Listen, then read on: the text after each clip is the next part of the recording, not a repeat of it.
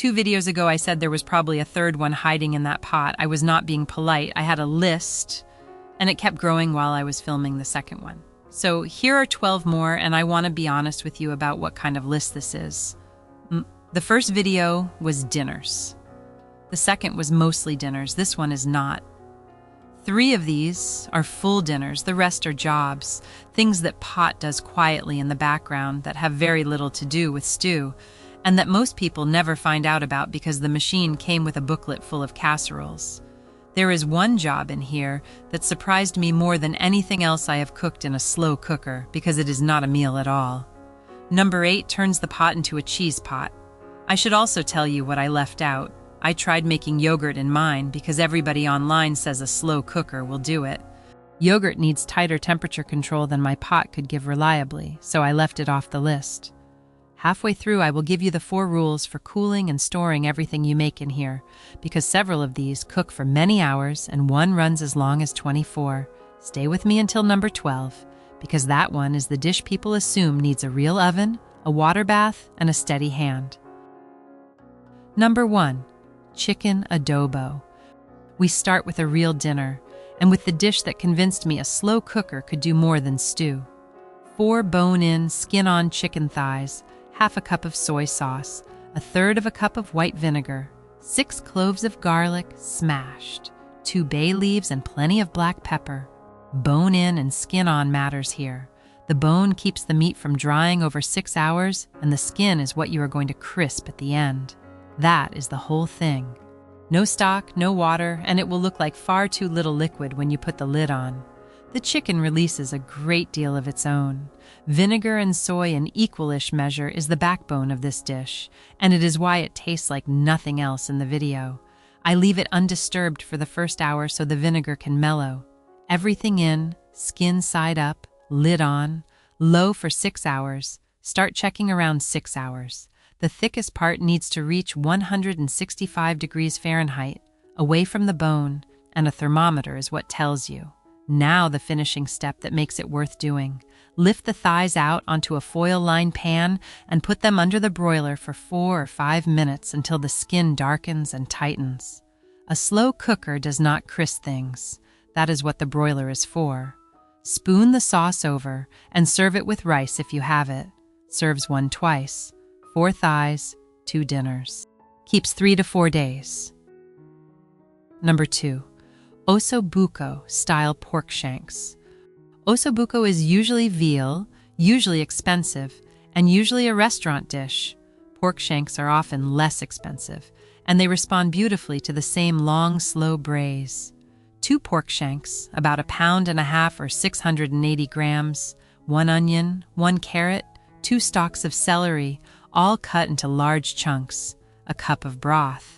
Ask for shanks cut crosswise so each piece has a round of bone in the middle with the marrow still in it.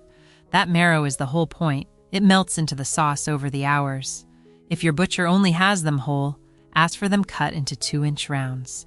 It is a 30-second job with a bandsaw, and most counters will do it without charging. Vegetables on the bottom, shanks standing upright on top of them, broth poured around rather than over. Low for 8 hours. Whole cuts of pork are safe at 145 degrees Fahrenheit with a 3-minute rest. But tenderness is what you are actually waiting for here, and shanks go far past that number long before they are ready. A fork should turn in the meat with no resistance, and the meat should have pulled back from the bone. Skim the fat before serving. Tilt the pot, let it gather at one side, lift it off with a wide spoon. Serves 2 or 1 dinner with a very good second one the next day. Number 3, cabbage roll casserole. In the last video, I gave you stuffed cabbage rolls, and several of you told me the rolling was the part that beat you. So here is the same dish with the rolling taken out. Half a head of cabbage chopped into rough pieces, 1/2 pound, about 225 grams of ground beef, a cup of cooked rice, 1 onion, chopped, a jar of tomato sauce. Brown the beef and onion in a skillet first. This is the one step I would not skip, because raw ground beef added straight to a slow cooker gives you gray crumbles and a greasy sauce. Pour off the fat after browning. There is nowhere for it to go in a covered pot, and it will sit on top of the finished dish. Then layer it. Cabbage on the bottom, the beef and rice mixture over it, sauce over that, and repeat if your pot is deep enough. Lid on, low for 5 to 6 hours. The temperature here is not the one you would guess.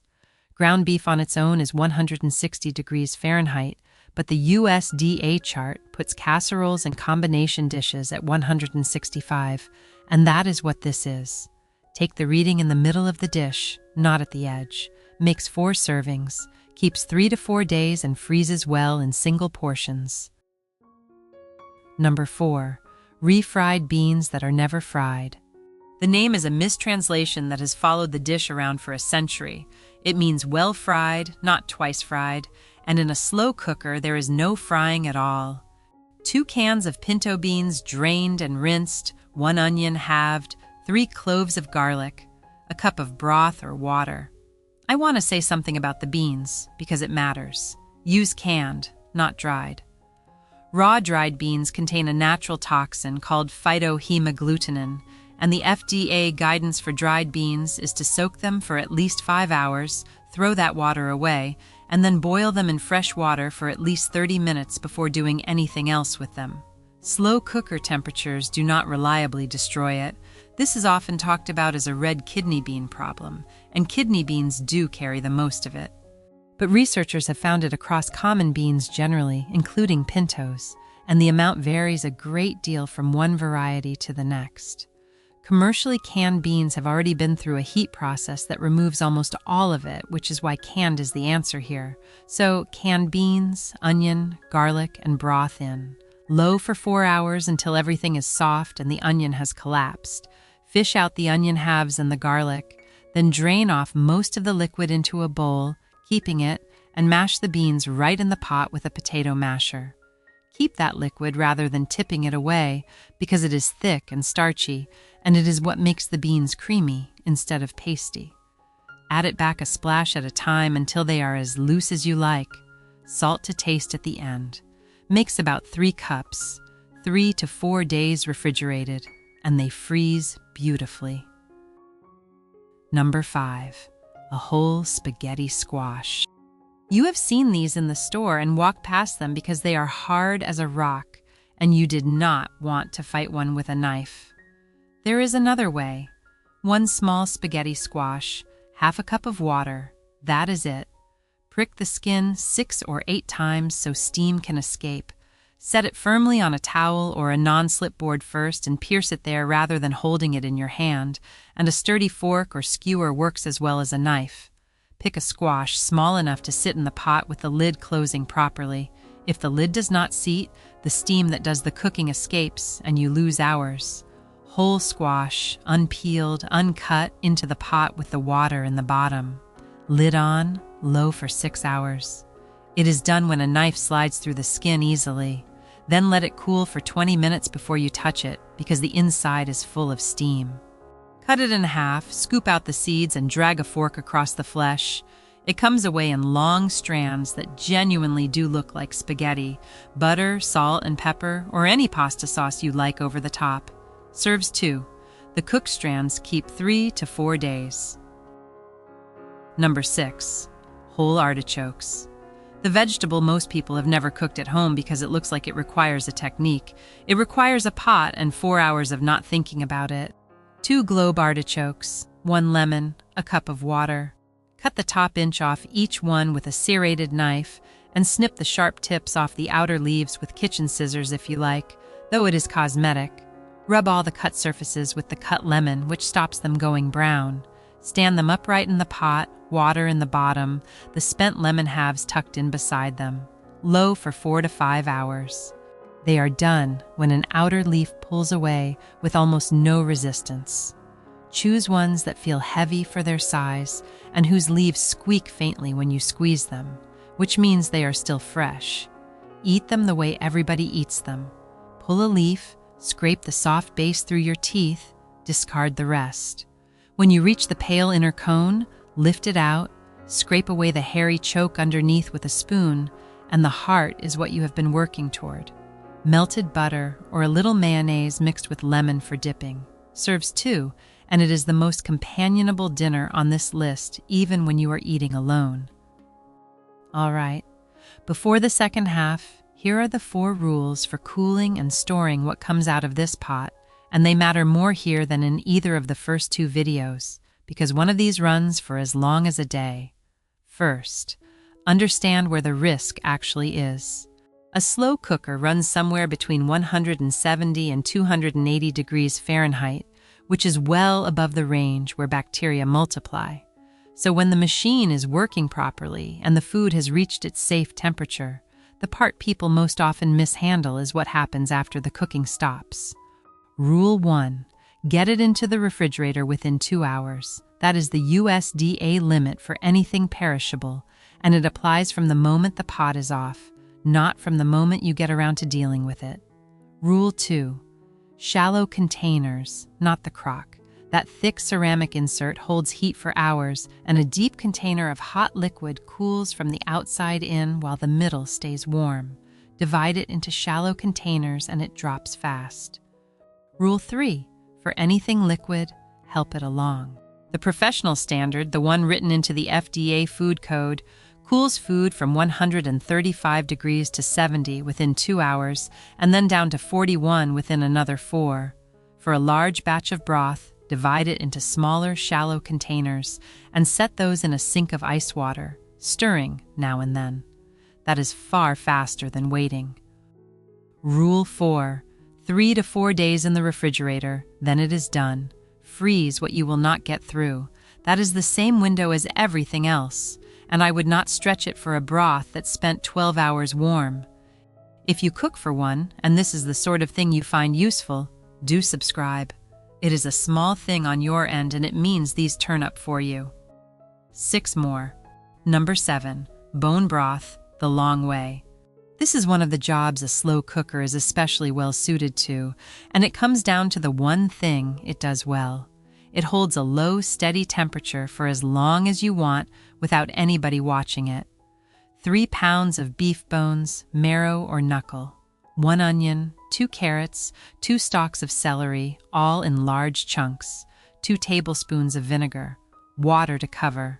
Roast the bones first, 400 degrees Fahrenheit for 45 minutes until they are deeply browned.